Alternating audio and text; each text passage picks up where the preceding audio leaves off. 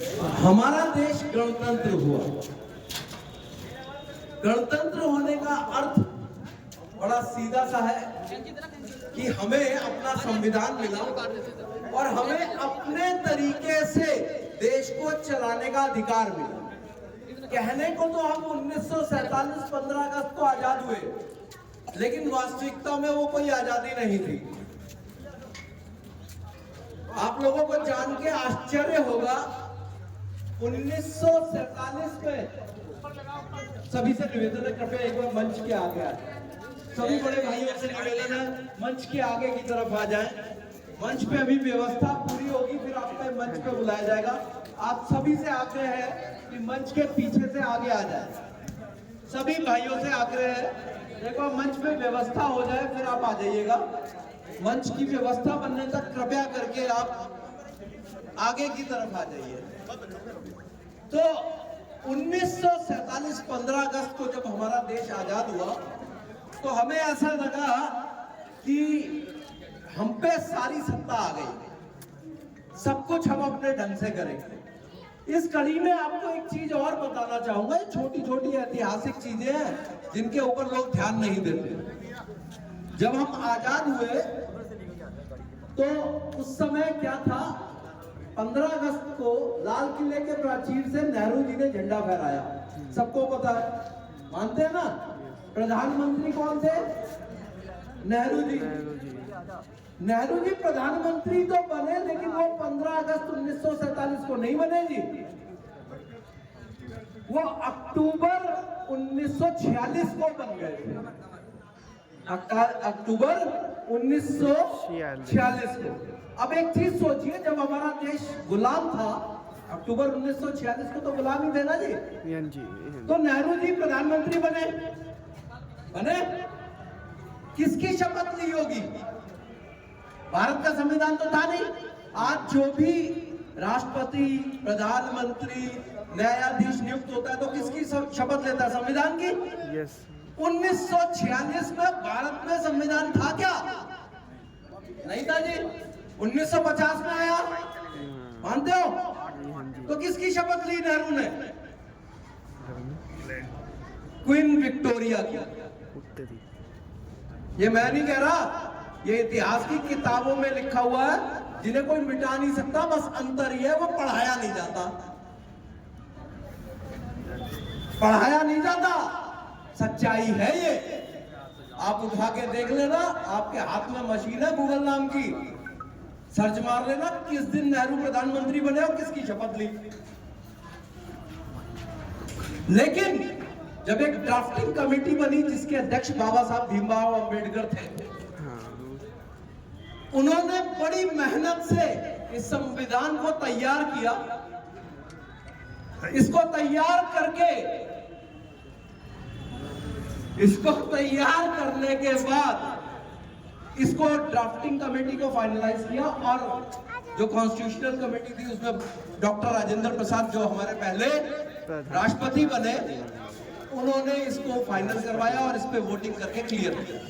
उसके बाद 26 जनवरी 1950 को हमने इसको अडॉप्ट किया, यानी उस दिन हम गणतंत्र बने और हम रिपब्लिक हुए।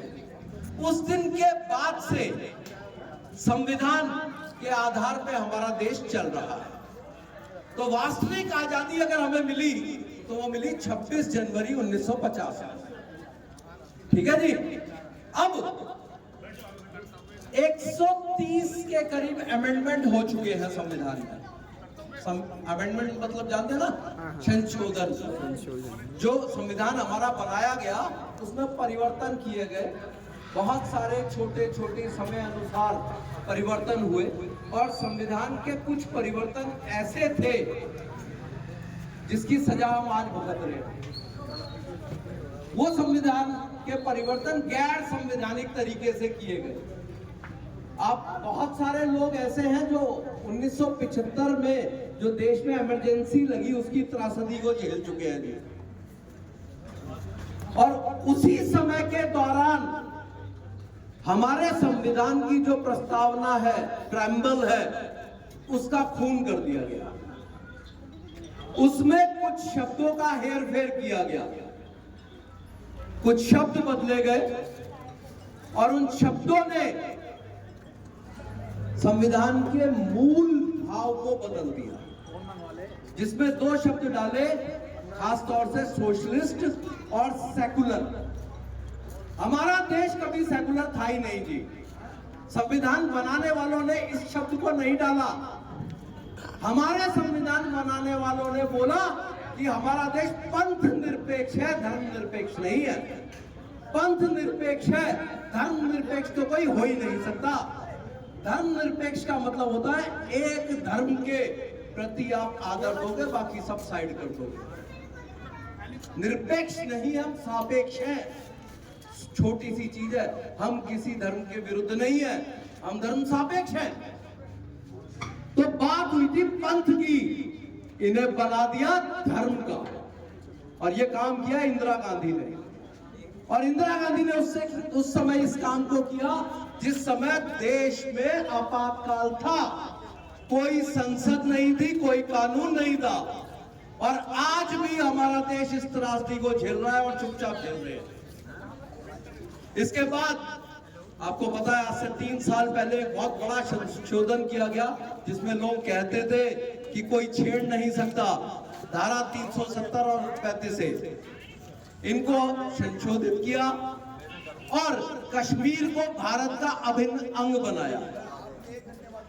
इससे पहले कश्मीर में ये मोदी जी की हिम्मत थी, मोदी जी की जो कार्य प्रणाली थी, जिसमें ये कार्य हुआ।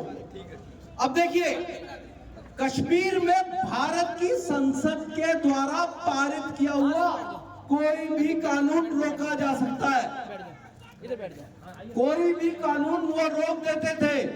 यहां तक कि हमारे भाई जो SC ST कम्युनिटी से आते थे, उनको आरक्षण का अधिकार कश्मीर में नहीं था। भले ही वो PhD किया हो, उसको प्रोफेसर नहीं लगाया जा सकता था कश्मीर में। लेकिन ये दोनों धाराएं संशोधित करने के बाद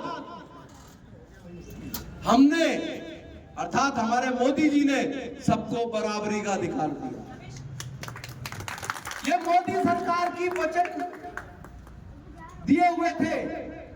श्यामा प्रसाद मुखर्जी का बलिदान था, जिन्होंने एक राष्ट्र, एक विधान, एक संविधान की बात की थी और मोदी जी ने उसको पूरा किया। और वो जो कहते थे ना, खून की नदियां बह जाएंगी, लाशें गिनने में नहीं आएंगी, वो दिखाई भी नहीं दे रहे। अभी कल मैंने सुना था वो माता का भजन गा रहे थे, वैष्णो देवी की माता का, फारूक अब्दुल्ला जी। हाँ जी, सबको समझ में आ गया है, बस हमें ही समझ में नहीं आता। दुनिया समझ गई है कि हमारा देश आगे बढ़ रहा है, बस एक हम ही नहीं समझ पा रहे। और उत्तम नगर वाले तो बिल्कुल नहीं समझ पा रहे जी। उत्तम नगर बिल्कुल नहीं समझ पा रहा कि 30 साल में उत्तम नगर ने क्या खोया। 30 साल में उत्तम नगर ने उत्तम शब्द हटा दिया। जो ये उत्तम हुआ करता था, उत्तम कहीं नहीं बचा इसमें। उधर से घुसते हैं टर्मिनल से, तो आपका स्वागत दारू की दुकान करती है जी। सच बोल रहा हूं, झूठ? द्वारका मोड़ से आते हैं तो दोनों तरफ दारू की दुकान स्वागत करती है या नहीं? अब आप सोचिए, उत्तम नगर की शुरुआत ऐसा कर दिया जैसे हरियाणा के बॉर्डर पे ठेके खुलवा दियो, और जहां पर कोने पे रोज शाम को माताएं, बहनें, बुजुर्ग निकलने से पहले 10 बार सोचते हैं जी यहाँ पे नशेड़ी खड़े होंगे। ये उत्तम नगर दिया है हमें 2 विधायकों ने, एक ने 20 साल और एक ने 10 साल राज किया, और हमें ये उत्तम नगर दिया। 30 साल के अंदर इस उत्तम नगर के जाम में से कुछ नहीं कर पाए। एक मेट्रो आई जो अटल जी के टाइम की थी, उसके बाद क्या हुआ? कुछ समय पहले यहां पे सड़कें बनी, कुछ काफी समय से ड्यू पड़ी हुई थी। मुझे याद है 1 साल पहले, 2 साल पहले यहां पे जल भराव हुआ था। मैं अच्छी तरह से ध्यान रखता हूँ। इतना पानी था 3-3, 4-4 दिन तक नहीं निकला था। आप सब यहीं के रहने वाले हो जी। ये जो नाला है ना, ये पीडब्ल्यूडी का है। पीडब्ल्यूडी दिल्ली सरकार के पास आती है। देखा किसी ने इसकी सफाई होते हुए? कागजों में होती है भाई साहब, कागजों में तो सब कुछ होता है, कई बार होती है। ये नाला जब तक साफ नहीं होगा, आपके यहाँ की नालियां नहीं निकल सकती। निकल सकती हैं क्या? सीवर, आपको ध्यान होगा जब ये सीवर पड़े थे तो क्या हाल था। इधर आके बैठ बेटा, यहाँ आके बैठ जा, इस पे बैठ जा आराम से। तो जब सीवर पड़े थे तो क्या हाल था जी। हमारी गलियों में कितने घर थे? 20-25। आज 200 घर हैं, फ्लोर बन गए।